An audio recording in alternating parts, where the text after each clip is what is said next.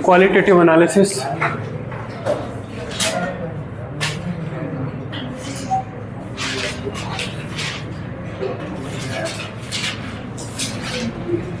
Qualitative analysis. तो देखिए, हमें ये जो पूरा चैप्टर है ये प्रैक्टिकल बेस्ड है।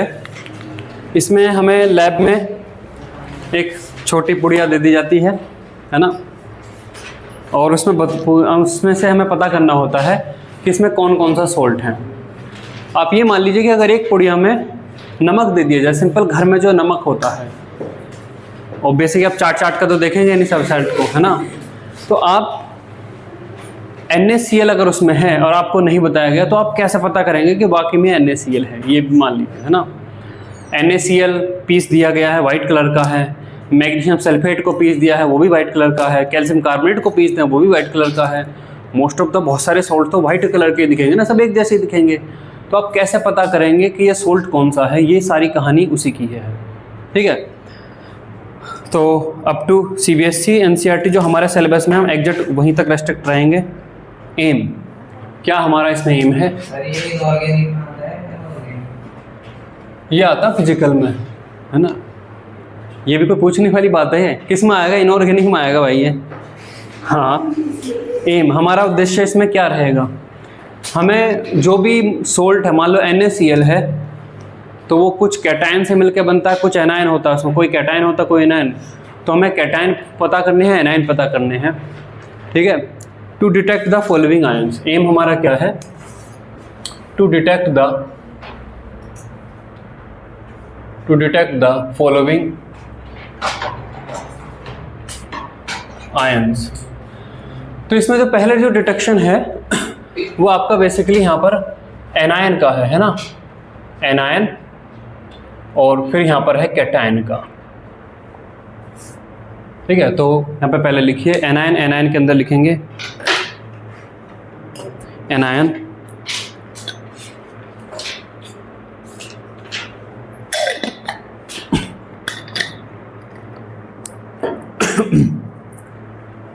To detect the following ion, anion, anion के अंदर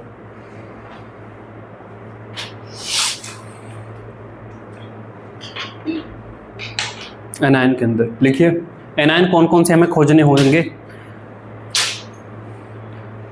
CO2, CO3 2 minus, CO3 2 minus, CO3 2 minus, comma S2 minus, comma SO3 2 minus, comma NO2 minus, comma CH3CO minus, Cl minus, Br minus, I minus, NO3 minus, C2O4 2 minus, comma SO4 2 minus, और PO4 3 minus, PO4 3 minus, है ना। PO4 3 minus, ये सारे anion हमें खोजने हैं। इनके सबके एनायन के अपने अपने टेस्ट्स हैं। ये एनायन होता तो ये टेस्ट होता है, ये एनायन होता है ना। कैटायन, कैटायन हमारे कौन कौन से खोजने हैं? लिखिए Ag plus, comma Pb2 plus, comma Hg2 2 plus, Hg2 2 plus, नीचे भी 2 और ऊपर 2 plus, comma Cu2 plus, comma AS3 plus, Fe3 plus, Al3 plus, Al3 plus लिख लिया, Ni2 प्लस, अच्छा इससे एक Cr3 प्लस और, हाँ Cr3 प्लस भी लिखिए। Ni2 प्लस से पहले Cr3 प्लस लिखिए, Cr3 प्लस, उसके बाद Na2 plus, CO2 plus, Mn2 plus, Zn2 plus, Ba2 plus, Ca2 plus, Sr2 plus, Mg2 plus और NH4 plus, NH4 plus ammonium ion. Sir निकल के बाद जो बोला आपने वो क्या? निकल के बाद है CO2 प्लस, कोबाल्ट, है ना। अब यहीं पर है acidic and basic radical, acidic and basic radical.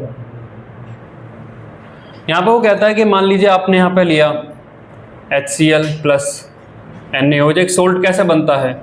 जब एक एसिड और बेस रिएक्ट करते हैं तो एक सोल्ट बनता है, साथ में पानी बनता है। तो यहाँ पर बना NaCl। तो NaCl में जो दो चीज़ें हैं प्लस H2O, NaCl में जो दो चीज़ें हैं Na प्लस और ये आपका Cl माइनस। तो बेसिकली जो Cl माइनस है वो एसिड से आया है ना। जो Cl माइनस है वो किससे आया है? एसिड से आया है। जो Na प्लस है वो किससे आया है? ये बेस से आया है। तो इसी के बेस पर इसे बोल देते हैं एसिडिक रेडिकल और इसे बोल देते हैं बेसिक रेडिकल। ठीक है, ये इस तरीके की टर्मिनोलॉजी है। तो बेसिकली जो एनायन है वे आपके क्या है? एसिडिक रेडिकल हैं, ये आपके बेसिक रेडिकल हैं। लिखिए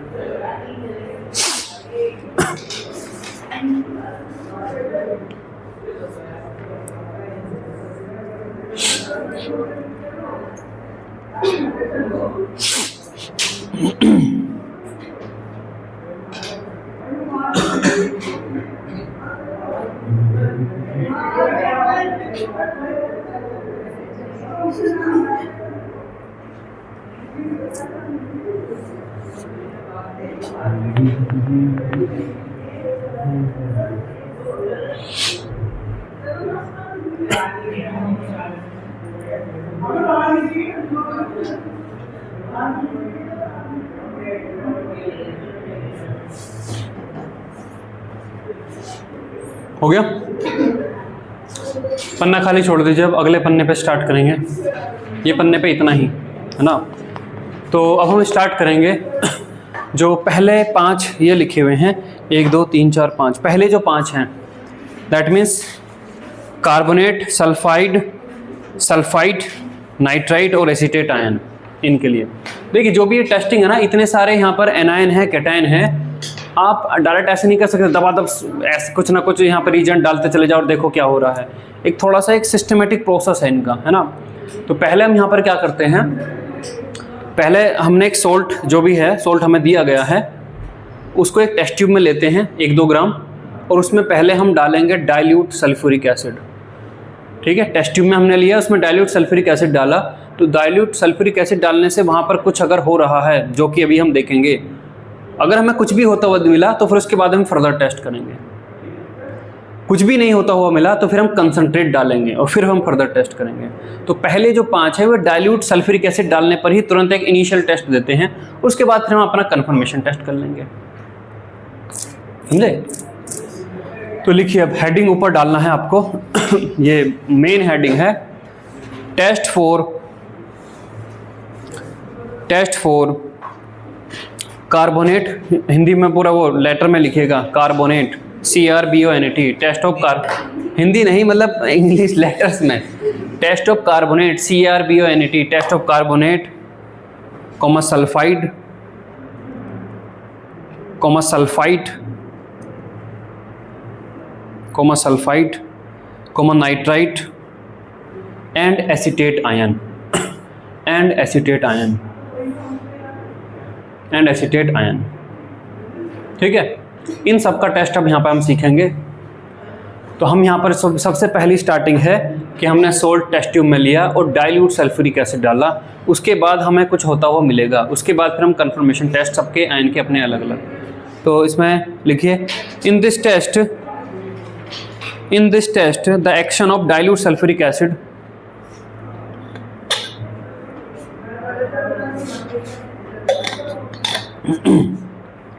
in this test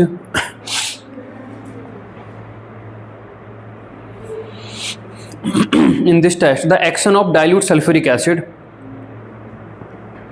the action of dilute sulphuric acid on the salt is noted, ठीक है। डाइल्यूट सल्फ्यूरिक एसिड डाला और फिर देखा कि क्या कुछ हो रहा है। अब यहाँ पर हम आते हैं पहले उस पर, टेस्ट ऑफ, ये जो हेडिंग है, मेन हेडिंग आप बहुत अच्छे से लिखिएगा, ब्लैक पेन से बोल्ड उससे साफ साफ आपको दे जाए कि अच्छा कार्बोनेट आयन का ये टेस्ट है। बस 4 रिएक्शन पढ़ी, confirm. Test of carbonate ion CO3 2 minus, है ना। इसमें क्या होता है कि जब हम डाइल्यूट H2SO4 डालते हैं तो एक कलरलेस गैस, वहाँ पर कलरलेस ओडरलेस गैस निकलती है ना, कलरलेस ओडरलेस गैस निकलती है। देखिए कोई स्मेल नहीं है उसकी, है ना। यहाँ पे बेसिकली हम देखेंगे जो भी गैस निकल रही है, गैस का कलर क्या है, ऑर्डर क्या है ना, उसके बेस पर सीधा। If there is effervescence, EFFER,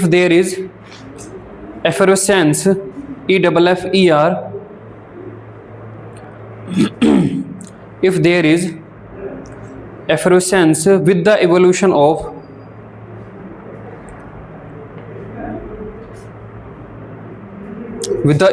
of colorless and odorless, दोनों चीज़ें हैं। कुछ आपको लग रहा है, कुछ जो है वहाँ पर जो एसिड पड़ा उसमें बुलबुल कुछ तो गैस निकल रही है, लेकिन ना तो उसका कुछ कलर है ना उसमें गंध है कुछ भी, है ना। Colourless and odourless gas, comma, this indicate the presence of carbonate ion,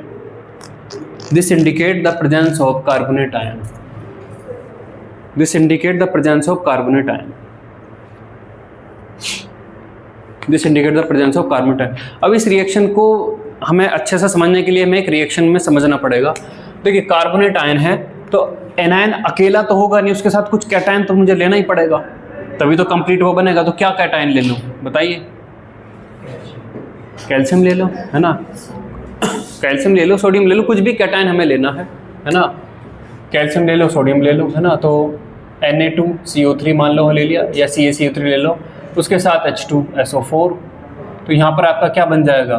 calcium लिया है तो कैल्शियम सल्फेट, सोडियम लिया है तो सोडियम सल्फेट, Na2SO4 प्लस आपका H2O और प्लस आपका CO2। ये जो CO2 है यही वो गैस निकल रही है कलरलेस ओडरलेस, है ना। ये आपकी कलरलेस ओडरलेस गैस है। ये इंडिकेशन है, अभी हम गारंटी नहीं ले सकते नहीं CO2 ही गैस है, मतलब कार्बोनेट आयन ही है। पहला हमें कुछ संकेत मिला है कि हाँ ये कार्बोनेट आयन हो सकता है। लिखिए इसको,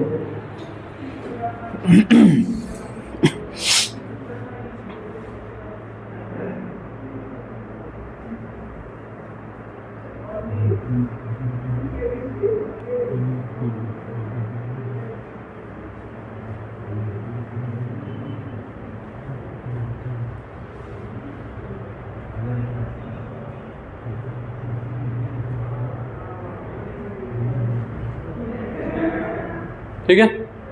अब ये हमने लिखी, ये इस पर कुछ नंबर लिखा ना, ABCD कुछ लिखा, क्या लिखते चलेंगे हम? ABC लिखेंगे, है ना। A लिखिए वहाँ पर, A पहला में, B। देखिए अगर अब आप इस गैस को लाइम वाटर में से पास करते हैं, लाइम वाटर होता है CaOH ट्वाइस, लाइम वाटर होता है CaOH ट्वाइस, CH ट्वाइस में से आप अगर इसको पास करते हैं कैसे पास करेंगे? तो देखिए ये आपके पास टेस्ट ट्यूब है ना, ये आपके पास टेस्ट ट्यूब है जिसमें कि ये गैस निकल रही है। तो यहाँ पर इसे हम बंद कर देंगे और यहाँ पर एक स्ट्रॉ लगाएंगे। इसमें कुछ सेटअप है इस तरीके का, वो लैब में जो भी होगा, या फिर आप इसे हल्का सा मुंह बंद करके स्ट्रॉ लगाएंगे और इस स्ट्रॉ को, है ना, इस स्ट्रॉ को हम क्या करेंगे, एक दूसरा लाइम वाटर का जो हमने ये लिया हुआ है, इसमें हमने क्या लिया हुआ है,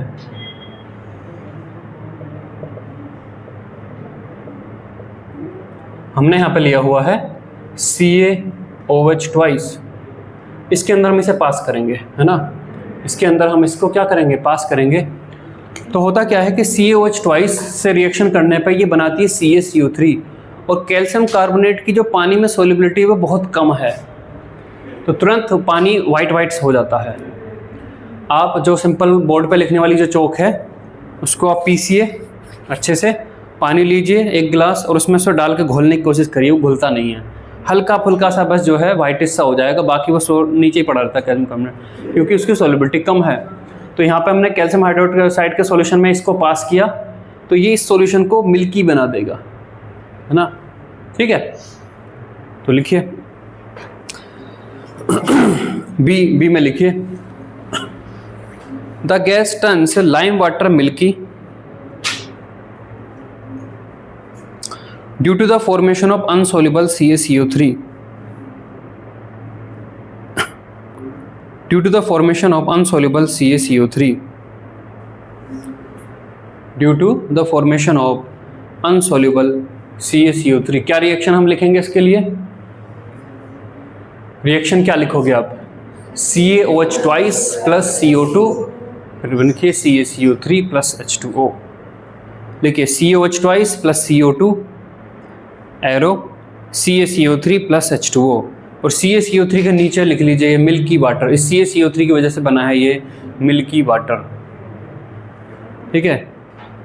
और नोट करके लिखिए solubility of CaCO3 in water is very low, note करके लिखिए solubility of CaCO3 in water is very low, है ना। मक्खियों के रिफ्लेक्स बहुत तेज रहते हैं, मच्छर तो सीधे रहे, मैं फट से मर जाऊँ मैं।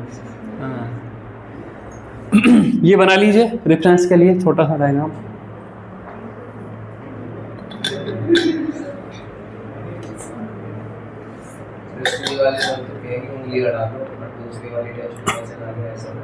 कैसे उंगली अड़ा के, कैसे जैसा आपने उसमें डाला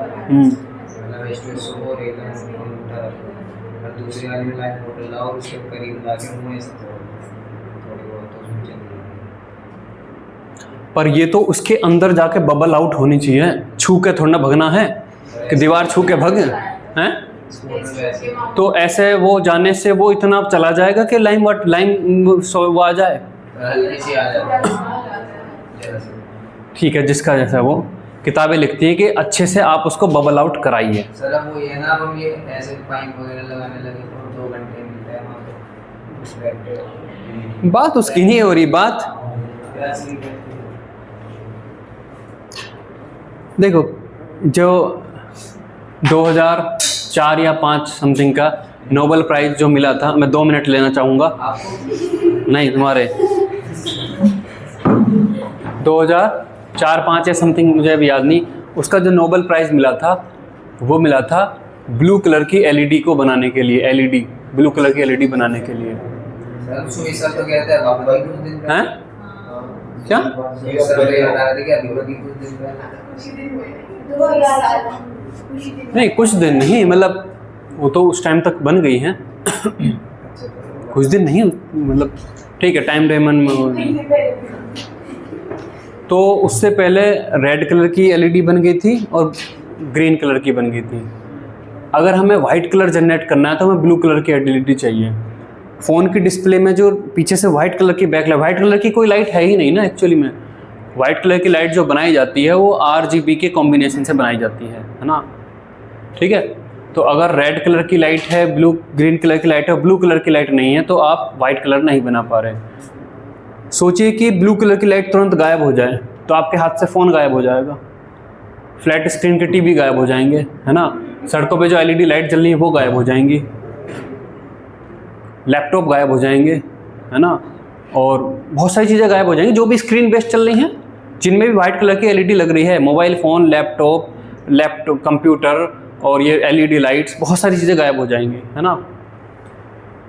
उस चीज़ को जो दुनिया में लेकर आया वो एक आदमी है जिसने अपनी जिद नहीं छोड़ी है।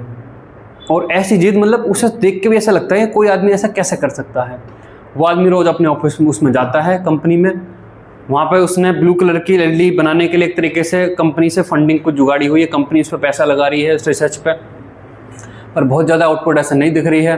बार बार वो कंपनी जो है, जापान का है वो आदमी, उसको जो है बार बार उसको फंडिंग रोकने की कोशिश करती है कि नहीं चल नहीं रहा, बन नहीं रहा।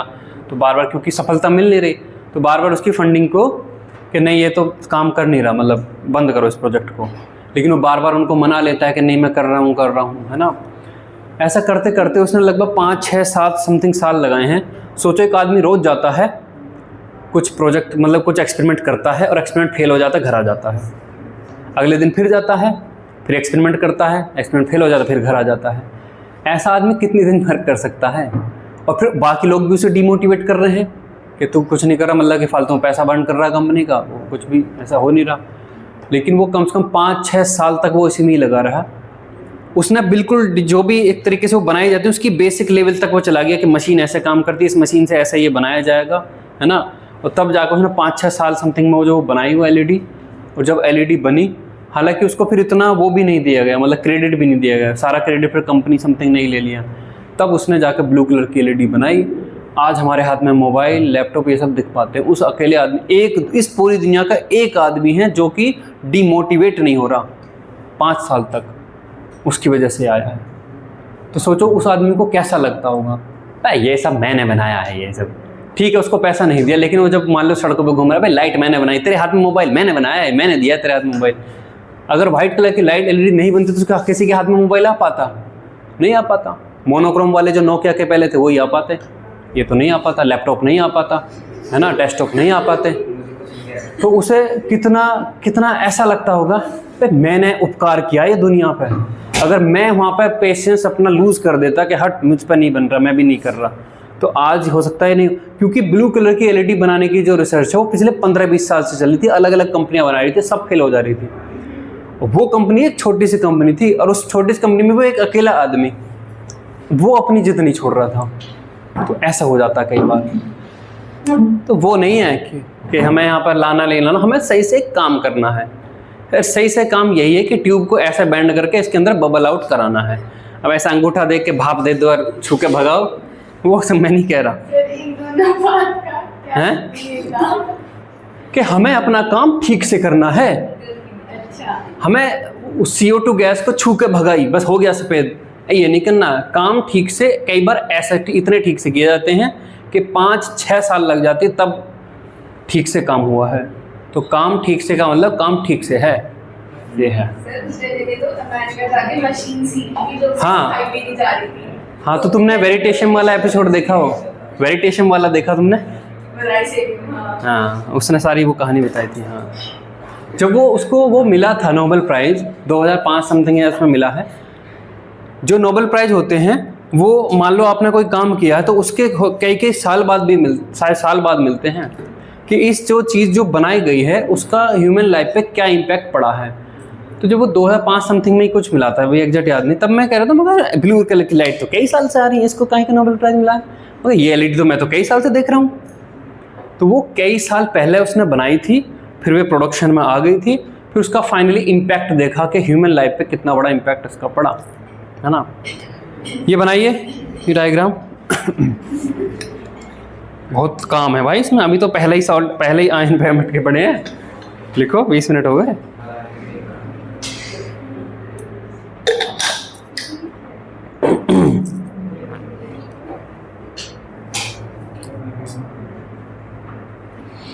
ये लिखिए।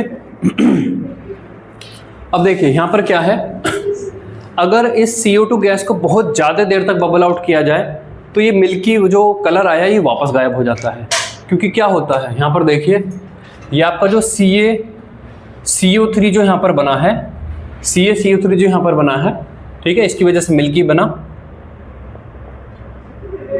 साथ में वहाँ पर वाटर तो है ही है और साथ में यहाँ पर CO2 भी।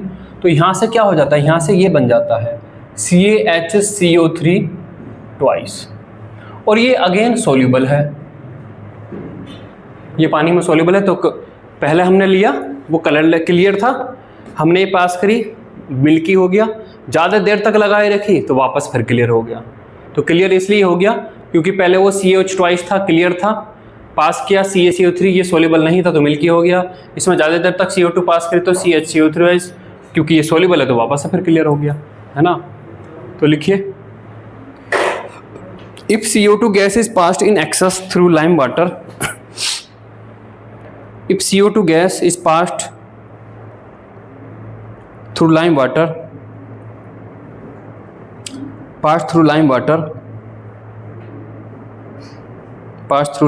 comma, the milkiness produced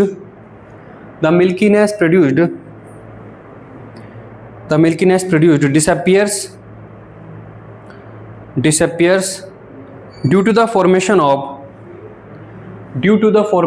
soluble calcium bicarbonate, और रिएक्शन लिख लीजिए, ये रिएक्शन लिख लीजिए।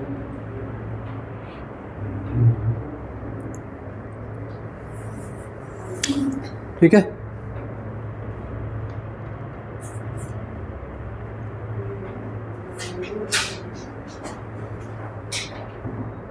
सॉल्युबल और उसके साथ ब्रैकेट में लिख लीजिएगा clear solution.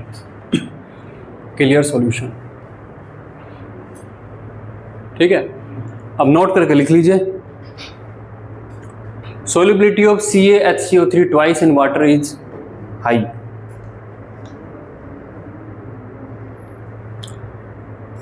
Solubility of CaHCO3 twice in water is high.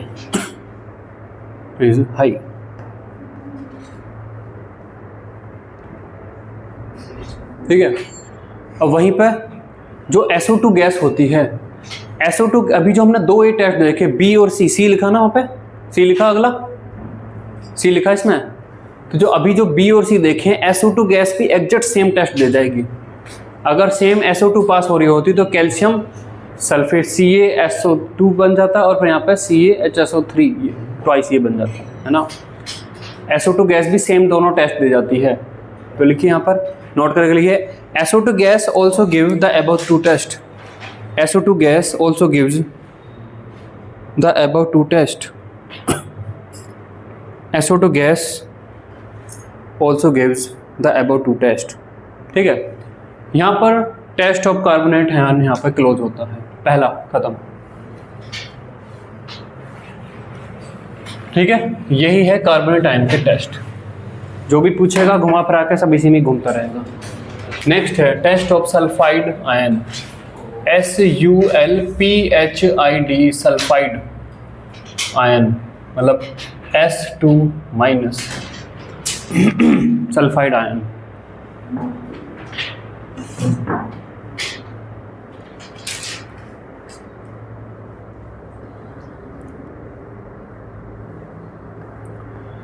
अगर हमने सोल्ट लिया है, सोल्ट में डाइल्यूट H2SO4 डाला है और हल्का सा वार्म किया है, तो एक गैस निकलती है जिसकी रोटन एग जैसी स्मेल होती है ना। रोटन एग जैसी स्मेल है तो सल्फाइड इंडिकेशन है, इसका इंडिकेशन है कि सल्फाइड हो सकता है। लिखिए, with warm dilute H2SO4,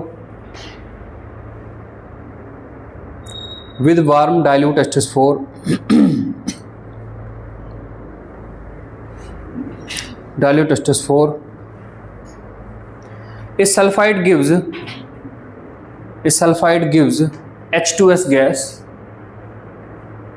A sulfide gives H2S gas, which smells like rotten eggs.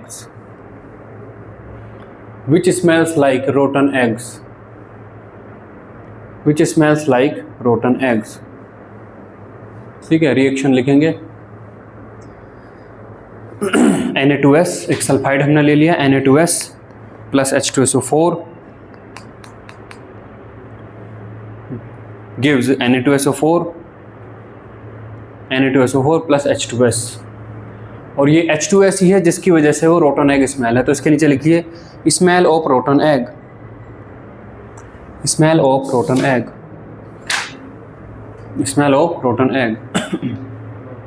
ठीक है, बी। अब इसको हम कंफर्म करेंगे। अगर हम इस जो गैस निकल रही है, लेड एसीटेट से भीगा हुआ पेपर, लेड एसीटेट मतलब CH3CO twice PB, lead acetate chemistry के लैब में रिएजेंट हमें मिलना चाहिए। लेड एसीटेट तो CH3CO ट्वाइस पीबी से भीगा हुआ एक पेपर इस गैस के कांटेक्ट में लाते हैं, है ना, ये टेस्ट ट्यूब है, H2S गैस निकल रही है, तो यहाँ पर बन जाता है PbS, CH3CO whole twice Pb plus H2S बन जाएगा PbS, और PbS होता है ब्लैक, तो वो पेपर आपका काला पड़ जाएगा, तो इसका मतलब वो गैस H2S ही थी। ठीक है, तो लिखिए B, a piece of filter paper, a piece of filter paper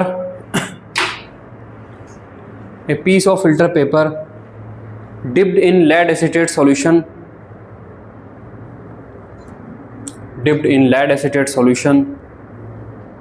turns black on exposure to the gas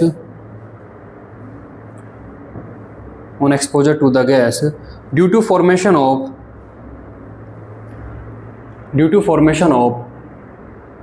PbS which is black in color।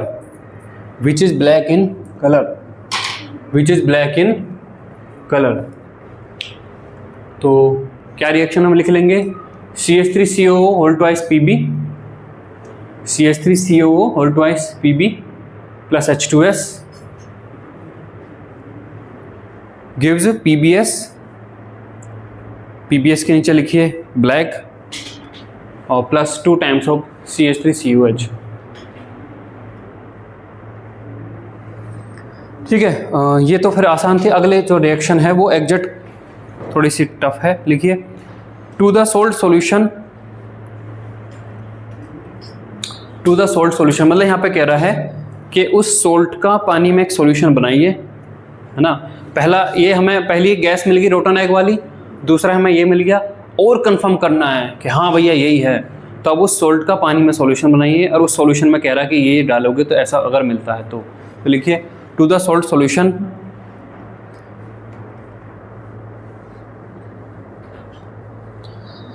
Add sodium nitrochloride solution,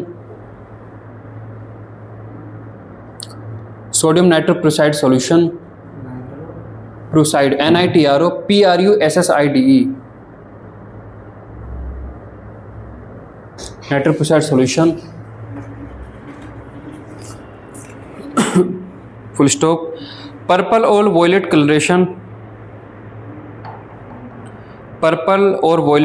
colouration confirm the presence of sulfide ion in the salt।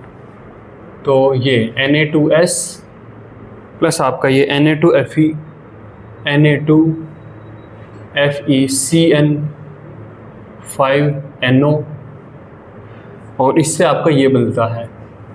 ये अब धीरे धीरे कुछ थोड़ा सा memorise रखने वाली चीज़ें हैं, इनका कोई एग्जैक्ट लॉजिक ये सब नहीं निकल पाएगा। CN5NOS सोडियम नाइट्रोक्लोराइड, ये पर्पल कलर,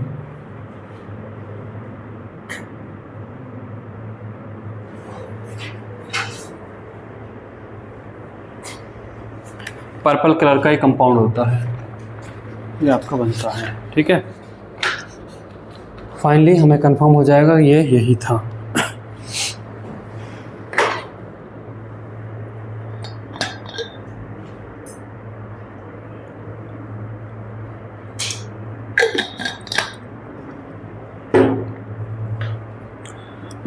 ठीक है, 2 आयन के टेस्ट हो गए। कुछ रिएक्शन आसान सी हैं, कुछ रिएक्शन थोड़ी सी याद रखनी पड़ेंगी। नेक्स्ट है टेस्ट ऑफ सल्फाइड आयन। ये याद रखनी है सारी। हाँ, ये एग्जैक्ट NCERT की हैं, तो मिनिमम बेसिक इतनी याद रहनी चाहिए, मैंने कुछ एक्स्ट्रा उठाई नहीं है ना।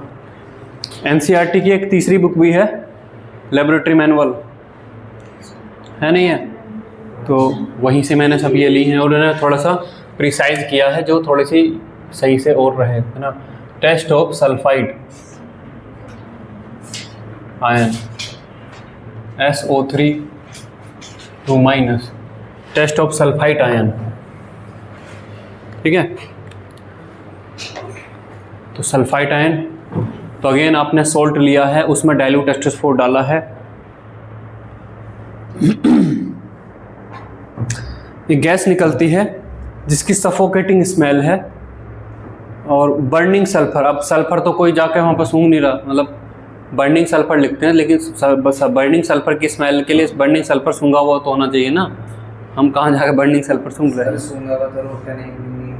हाँ, रोटन एग भी नहीं है, लेकिन रोटन एग इतनी वो चीज़ नहीं है, एक अंडे को धर लो सड़ जाएगा, फिर सूंघ लो, कैसा होता है। मतलब प्रैक्टिकल से कई बार अंडा सड़ा के सूंघते नहीं, कई बार अंडा सड़ा हुआ निकल जाता तब भी अरे बहुत बुरी बदबू है, ऐसा भी तो हो जाता है ना। लेकिन सल्फर की ठीक है, जो भी वो लिख रहा है लिखिए। यहाँ पर एक सफोकेटिंग स्मेल आती है, ऑर्डरलेस नहीं है, ठीक है। तो इसमें लिखिए on treating sulphite with warm dilute H2SO4, on treating sulphite with warm dilute H2SO4, comma SO2 gas is evolved, SO2 gas is evolved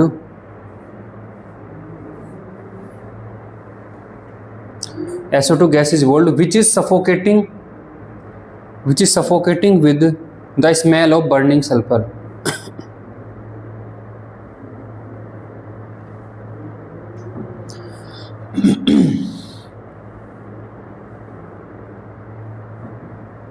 burning sulphur, तो इसमें लिखिए Na2SO3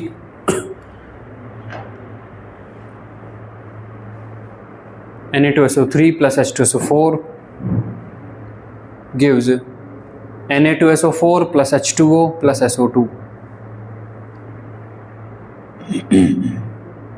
ठीक है। SO2 के नीचे लिख लीजिए smell of burning sulphur, smell of burning sulphur.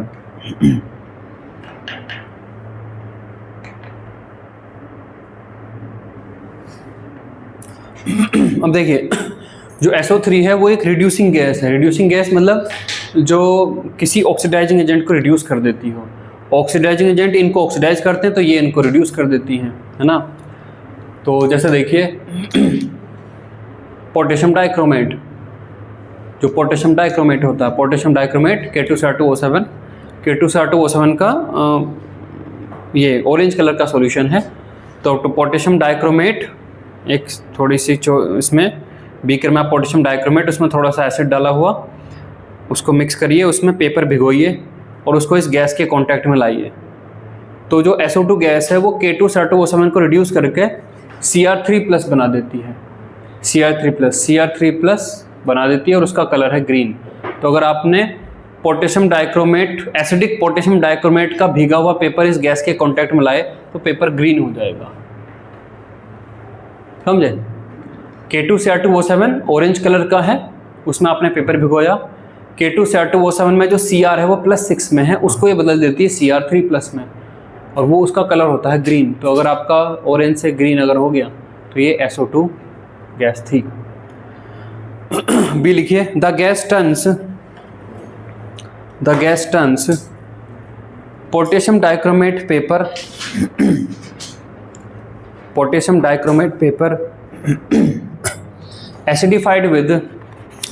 acidified with dilute H2SO4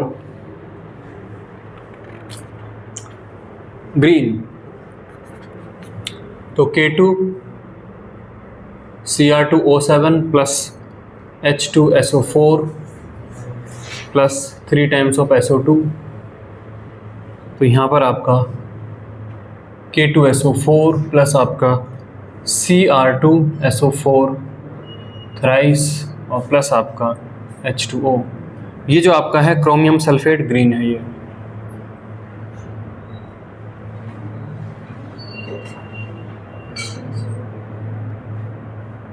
green. तो एसिडिफाइड मतलब उस पेपर को नहीं, K2Cr2O7 उसमें थोड़ा सा एसिड डालो तो एसिडिफाइड K2Cr2O7 बन गया। अब उसमें भिगो,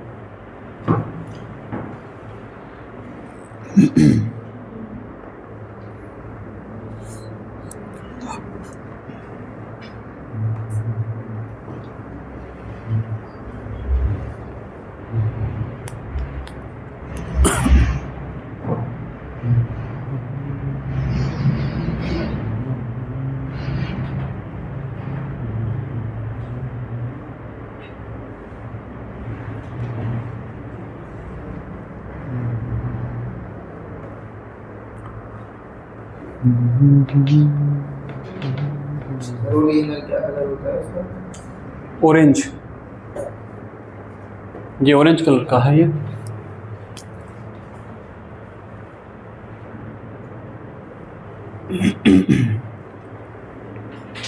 हो गया। फिर अगला सी टेस्ट है। सी में हम क्या करेंगे, सोल्ट का पानी में सॉल्यूशन बना लेंगे और उस सॉल्यूशन के साथ फिर टेस्ट है। तो सी लिखिए, salt solution produces, salt solution produces a white precipitate of barium sulfide.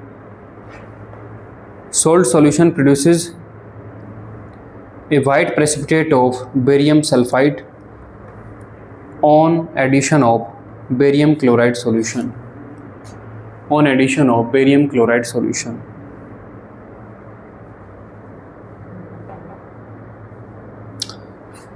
इसमें लिखिए Na2SO3 plus BaCl2. Na2SO3 plus BaCl2 gives 2 times of NaCl plus BaSO3. तो BaSO3 के नीचे लिखिए वाइट प्रेसिपिटेट, BaSO3 के नीचे लिखिए white precipitate.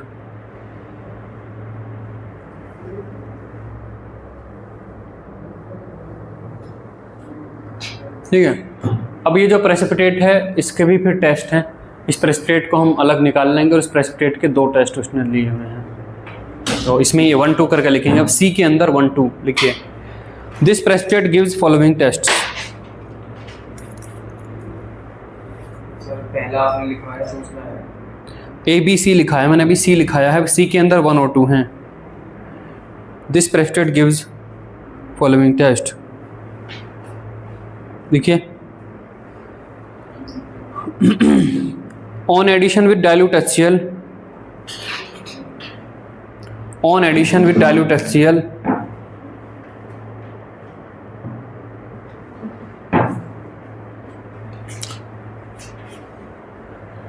SO2 gas is evolved. SO2 gas is evolved. Full stop. Evolved SO2 can be tested. Evolved SO2 can be tested.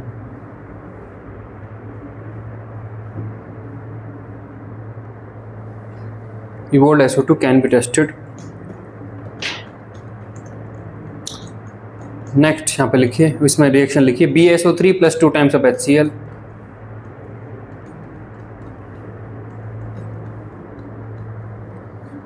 BaSO3 plus 2 times of HCl gives BaCl2 plus H2O plus SO2.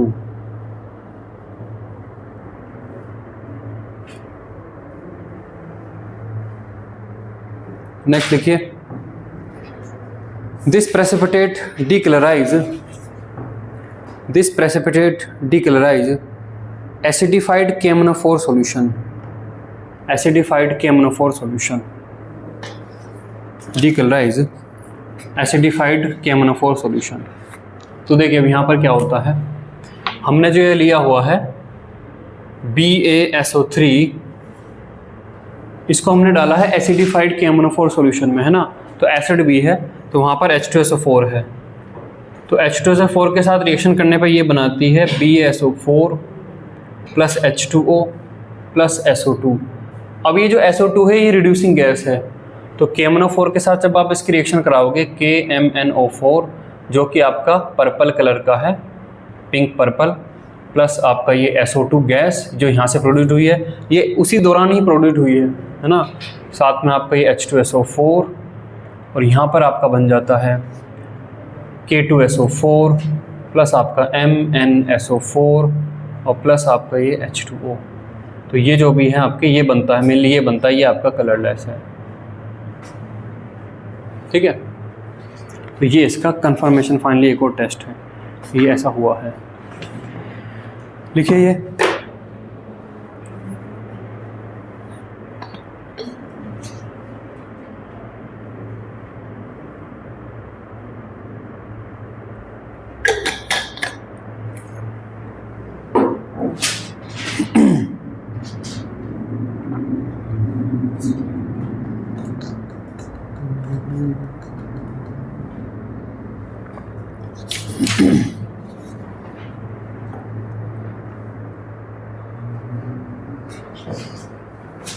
ठीक है।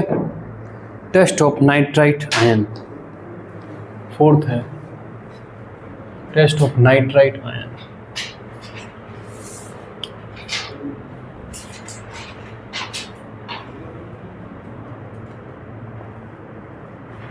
NO2 minus, test of nitrite ion.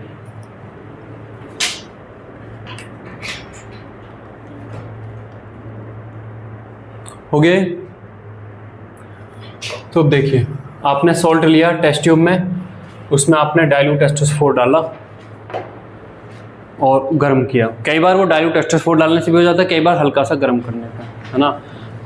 Salt लिया, salt में हमने dilute H2SO4 डाला, हल्का सा उसको गर्म किया और एक ब्राउन कलर की गैस अगर निकलती है तो ये इंडिकेशन है कि नाइट्राइट आयन वहाँ पर हो सकता है। ब्राउन कलर की गैस, है ना। तो लिखिए, ए लिखिए, on treating a nitrite salt with dilute H2SO4, on treating a nitrite salt with dilute H2SO4 and warming, comma, reddish brown fumes of NO2 gas are evolved. Reddish brown fumes of NO2 gas are evolved. ये थोड़ी सी लंबी reaction है। यहाँ पर देखिए, 2 times of NaNO2 plus आपका H2SO4। किसी nitrite salt की आप H2SO4 से रिएक्शन कराओगे तो HNO2 बनेगा, है ना। तो यहाँ पर आपका बन जाएगा Na2SO4 प्लस आपका 2 times of HNO2। अभी जो HNO2 होता है नाइट्रस एसिड, आपको केमिस्ट्री के लैब में नाइट्रस एसिड की बोतल नहीं मिलती, कई बार मैं पहले भी बता चुका हूँ, क्योंकि रखा रखा डिकम्पोज हो जाता है, ये डिस्प्रपोर्शनेट होता है। इसमें नाइट्रोजन की ऑक्सीडेशन स्टेट क्या है, कितनी है, प्लस के 3 है, और डिस्प्रपोर्शनेट होकर बनाता है HNO3 और NO। HNO3 में +5 और NO में +2, तो ये डिस्प्रपोर्शनेट होता है। तो यहाँ पर देखिए 3 times of HNO2, ये डिस्प्रपोर्शनेट होता रहता है, और आप हीट कर रहे हो तो ये और जल्दी होएगा, तुरंत के तुरंत ही यहाँ पर आपको होता हुआ दिखेगा HNO3 plus 2 times of NO plus आपका H2O। और ये जो NO है ये हवा में जब आएगी आपकी 2NO, तो एयर के कांटेक्ट में आने से बना लेती है 2 times of NO2 brown gas. Brown colour की गैस आपको बनती हुई दिखेगी, ठीक है। ये फाइनली ये हुआ है, NO बनी है। NO की जैसी वेपर है, वो ऑक्सीजन के कांटेक्ट में आने पर हाई टेम्परेचर है, ठीक ठाक यहाँ पर गर्म है, तो ये ब्राउन गैस बन जाती है। देखिए, तो वहाँ NO2 लिखा है ना, reddish brown films of NO2। हाँ, तो NO2 नहीं लिखा मैंने, हाँ, तो reddish brown fumes of NO2 लिखा है।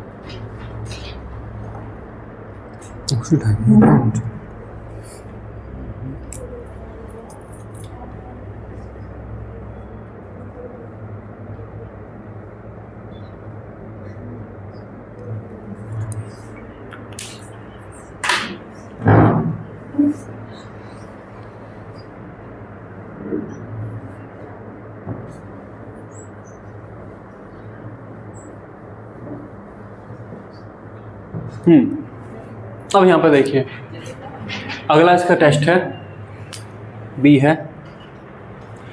ये जो HNO2 होता है ये जो HNO2 होता है ये ऑक्सीडाइजिंग एजेंट की तरह भी काम कर सकता है ना, क्योंकि ये अपनी ऑक्सीडेशन स्टेट कम कर सकता है, तो दूसरी की बढ़ा सकता है ना। तो जो HNO2 होता है वो ऑक्सीडाइजिंग एजेंट की तरह काम कर सकता है। तो हम इसे क्या करते हैं, ये जो HNO2 बनेगा, हम बनाएंगे इसको, HNO2 की रिएक्शन हम कराते हैं Ki के साथ। Ki के अंदर I है -1 में, और Ki से बन जाता है फिर I2। I2 उसमें स्टार्च डाल कर रखते हैं और I2 स्टार्च सॉल्यूशन के साथ एक ब्लू कलर का सॉल्यूशन देता है ना, समझे। हम यहाँ पर देखिए, हमने यहाँ पर जब डाला है, हमने डाला है H2SO4। H2SO4 एक स्ट्रॉन्ग एसिड है, H2SO4 डाला, HNO2 बना, लेकिन वहाँ पर H2SO4 की प्रेजेंस से जो HNO2 बना है वो तुरंत ही डिकम्पोज एक तरीके से वो हो गया, डिस्प्रपोर्शनेट हो गया, तो HNO2 बचा नहीं, HNO3 बना और NO बना। हम यहाँ पर अब एसिड डालेंगे, एसिटिक एसिड, जिससे HNO2 बनेगा, HNO2 वहाँ पर रुका रहेगा। उस HNO2 से हम Ki को ऑक्सीडाइज कराएंगे, I2 बनेगा और I2 स्टार्च के साथ ब्लू कलर का सॉल्यूशन देता है। तो फिर ये टेस्ट कंफर्म हो जाएगा कि यहाँ पर नाइट्राइट था। ठीक है, तो लिखिए addition of potassium iodide solution,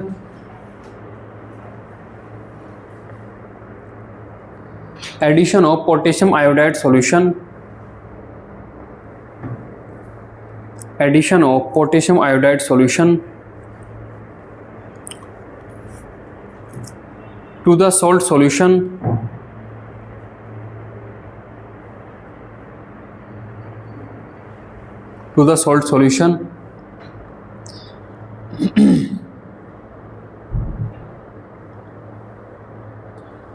ये थोड़ा सा सेंटेंस सही नहीं लिखा हुआ है ना,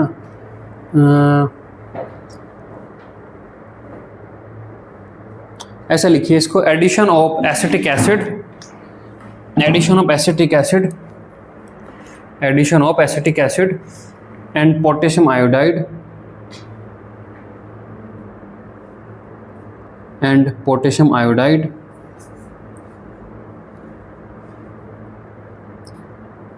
to the salt solution,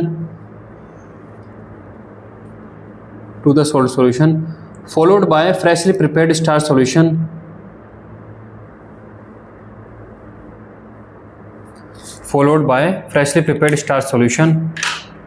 produces blue color।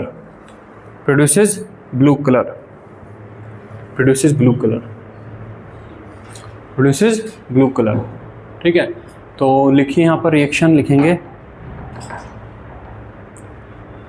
जैसे पहली रिएक्शन में H2SO4 से रिएक्शन करके HNO2 बना है, ऐसे यहाँ पर H2SO4 ना रख के हम CH3COH रखेंगे और HNO2 बनेगा।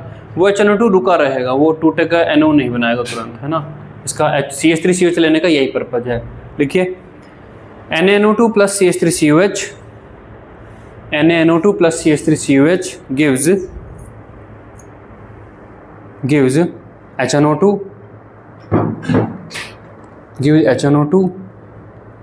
plus CH3CONA plus CH3CONA। ठीक है, हम नेक्स्ट रिएक्शन लिखिए 2 times of HNO2 plus 2 Ki, 2 times of HNO2 plus 2 Ki plus 2 CH3COH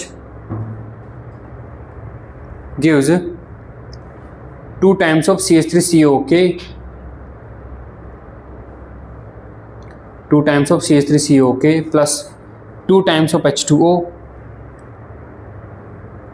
2 times of H2O plus 2 times of NO plus I2।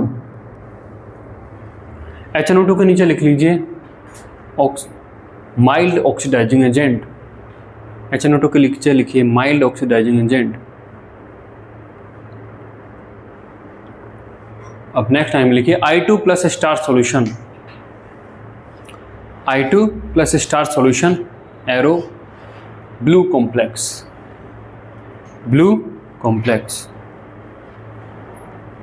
ठीक है, अब HNO2 केमिस्ट्री में हमने कहाँ यूज किया है, डाइजेनम सोल्ट बनाने में यूज किया है ना।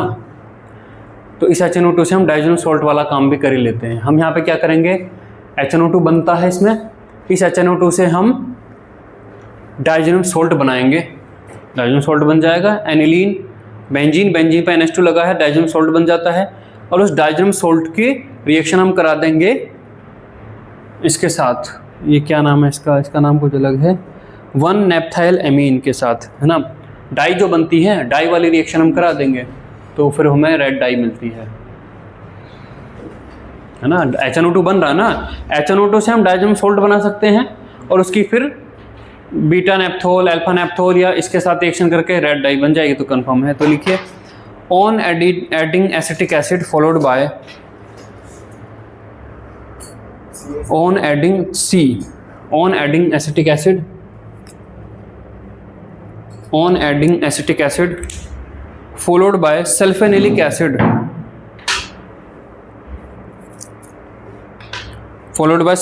acid after that 1 naphthylamine reagent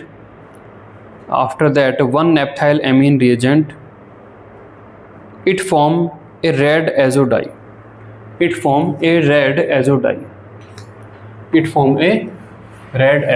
तो देखिए तीनों रिएक्शन से आप परिचित हो। तो देखिए NaNO2 की रिएक्शन हम कराएंगे CH3COOH के साथ, तो यहाँ पर क्या बनेगा CH3CONA और प्लस आपका HNO2 एनिलीन को बना देता है डाइजोनियम सोल्ट, तो यहाँ पर एनिलीन ना लेकर ये सल्फोनिलिक एसिड लेता है। कोई बताएगा सल्फोनिलिक एसिड क्या है? सल्फोनिलिक एसिड, हाँ यहाँ पे SO3H है, यही ज्यूटर आयन बना लेता था, है ना। इसकी रिएक्शन HNO2 से करोगे तो यहाँ पर डाइजोनियम सोल्ट बन जाएगा, यहाँ पर क्या बन जाएगा N2+ बन जाएगा, ठीक है N2+ और ये आपका SO3H। अब यहाँ पर वो कहता है कि ये जो है आपका ये बन गया N2+ और आपका यहाँ पर SO3H और इसकी रिएक्शन इसके साथ करता है।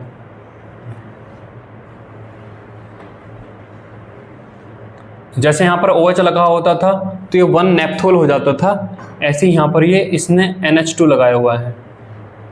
एनिलीन भी तो बनाती है ना डाई, तो इसके साथ कहाँ पे लगा दूँ मैम इसको?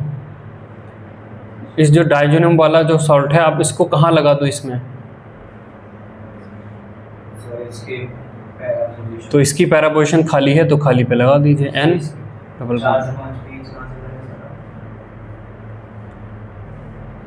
एसिटिक एसिड पड़ा है इसमें,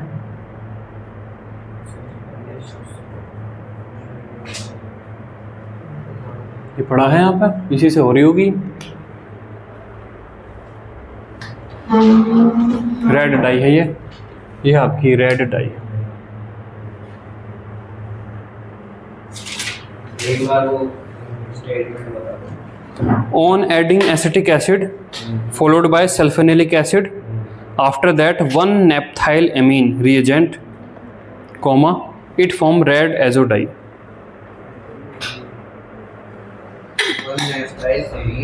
1 naphthylamine reagent comma it form red azo dye।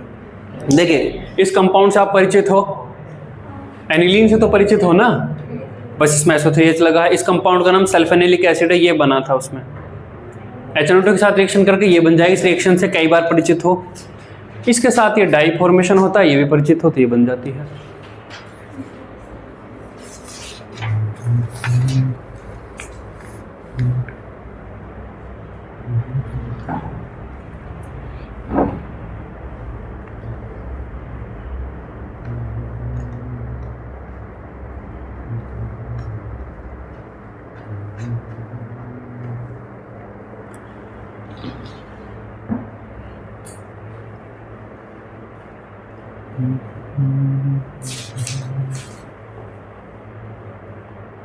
ठीक है, इतना ही हो पाएगा, नहीं हो पाएगा।